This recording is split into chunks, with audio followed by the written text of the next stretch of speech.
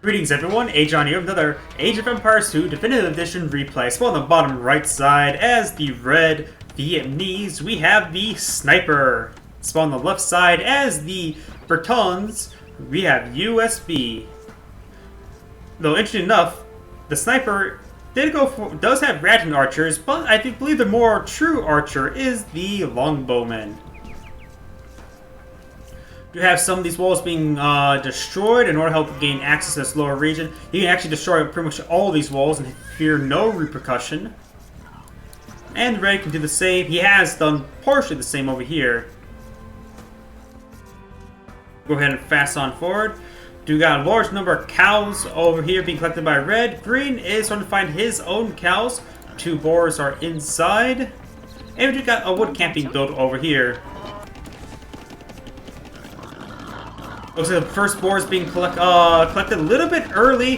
He actually decides not to immediately kill it off. He's just slowly picking away, and now he's killing it off. Not inside the town center. So a little bit inefficiency right there. And Green is being very open. Does do a nice little push there with the deer. Nice little herding, but he's gathering from way too many sources at once. There's going to be a lot of spoilage for Green. He has 4 decaying animals. Red only has, he has fit 3. Deer are somewhat hard to make sure, but deer do go pretty quickly.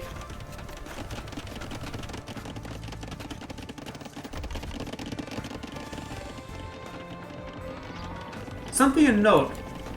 Gold is in between both players, so whoever has a good force here will gain access to 2 more gold deposits. Red's extra stone is over along the right side, and so is Green. So the maps are pretty symmetrical. This map's pretty symmetrical. Both sides fast castling. We do got a single scout being built by Red. He will outnumber the Green scout. Does pitching some damage in that offense, and actually does have 3 scouts versus 2 scouts. It looks like he put this stuff on patrol move in order to protect that relic. We do got a single spearman here. Scouts chasing down scouts. It's like a Tom and Jerry show. And we do also have a red monk now.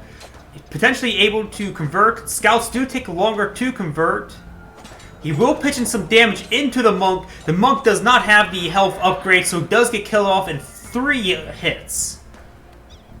Nice little pick there. Monks cost, what, 100? Scouts only cost 80.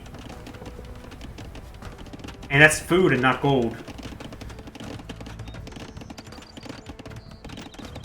Another town center going on down for Red. Green already has 3 town centers. So Green has a significant advantage for the foreseeable future. Unless, looks like Red does have a relic there. Go ahead and fast forward once again. Doesn't appear to be much combat, but that extra town center is going to allow Green to spiral quite quickly. Looks like that scout does manage to go down. We do got a 3rd town center now available for Red. Another monk goes down. Green's doing a great job at sniping monks.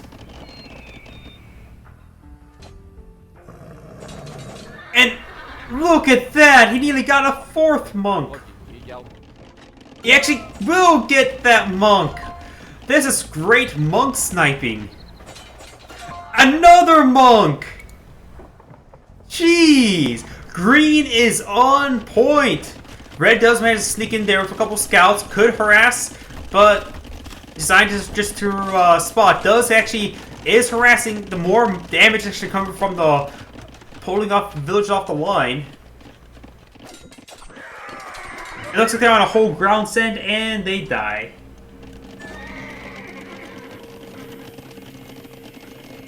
How many monks did Green killed? What was that? 5? 6? Another monk, and immediately a scout spotted it. Oh.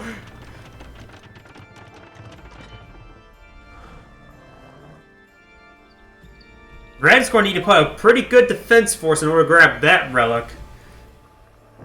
And maybe actually safer than even getting this relic. We do got Green pushing on forward with a bunch of... And he's building a castle on the front line. A monk cannot defend or capture enough villagers. We will need to see potentially a... What's it called? Some sort of ram immediately. He does have a siege workshop here, so he can quickly build a ram. He can quickly take out this castle. He's going for Blood 6 Bracer and as well as some saws. Red is going straight from Pure Age. Green's already in Pure Age. So Green has the front line advantage. A forward castle like this, locking down a lot of production as well. Red just needs to get some battering rams. Battering rams here. He can delete walls, garrison the battering rams inside, delete the walls, punch out his rams, and quickly kill off the castle.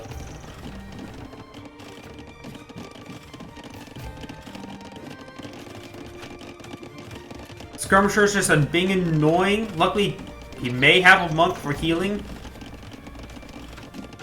And that villager does, in fact, go down. Large number of upgrades. How many... Wait.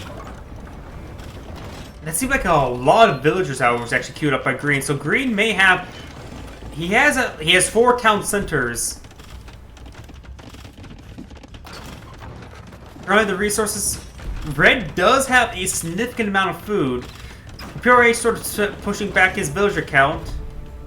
But Green does have about a 14 villager advantage. Mangonel plus a trebuchet are now here. And the siege workshop he had made no use of it. Though we see a backline castle because he needs his own trebuchets. Skirmishers managed to kill off multiple villagers over the wall.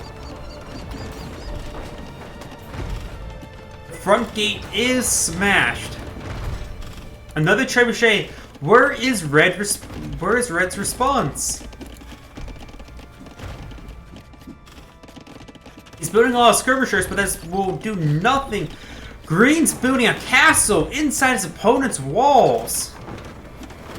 Red has let this go on for far too long.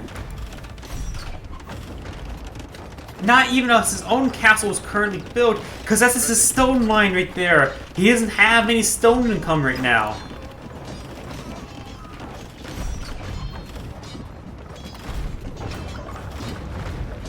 Mangonel is pushing forward, which is a great item versus all these skirmishers. We do got Cavaliers just finished, so multiple Cavaliers are now available. The castle was not complete, but the other siege workshop goes down. There goes the monastery. He had 3 relics inside, so that is a lot of income missing now.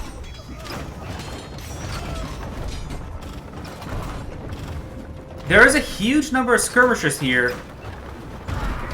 Does kill off one of the Cavaliers. Those Cavaliers are pretty low in health. This Mangonel needs to push forward. Does he have an archer upgrade on the way? No, it just has more Mangonels. These skirmishers are starting to go down. The Mangonel is cleaned on up. And a siege workshop has been built from the front line, so most likely more Mangonels or Scorpions will come out. One trebuchet does in fact go down to skirmisher fire.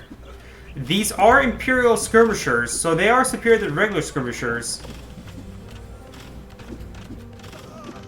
They still have trouble against the castle itself. Bombard cannon, here we go.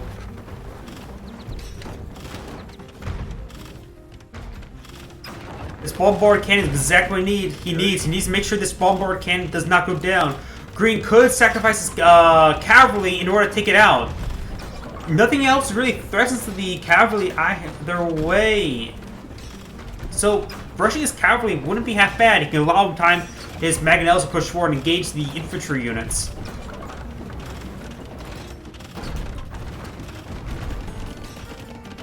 Another bombard cannon is on the way for Red. He needs them. Another siege workshop is being built.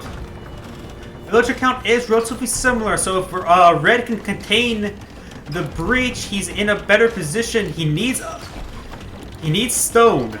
He needs a stone in order to get his own castle. He invests his initial stone in a castle right here to protect the other stone. So a castle right here probably be great, quite good. Though the trebuchets are problematic, so a castle is actually not a guarantee of a good defense.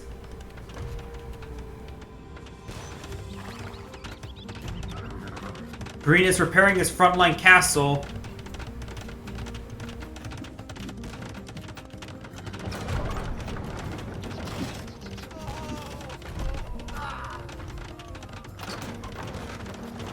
Apparently the armory does not know how to handle a giant rock being thrown at it. But now we got multiple bombards here. That is a significant amount of damage, and Green's going to be putting a lot of resources in repairing this castle. If I remember correctly, the Britons can't really build any gunpowder units. I think they can get cannon gallons, but they can't get their own bombards. And now there's a third bombard. Fourth bombard. And now we've got to push forward the cavalry. There is a huge amount of cavalry. The bombards need to fall back. There's a large number of crossbows here. But this cavalry is going to push forward no problem. You may need to sound the town bell in order to get the town center to fire. There's just no spearmen here. The cavalry exactly needs to break the front line.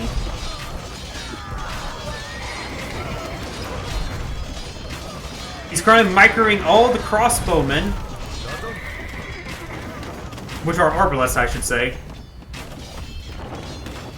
But the cavalry, they're still alive, still pushing forward. And this looks like maybe game. And that is game. This is AOE saying thank you for watching and signing off.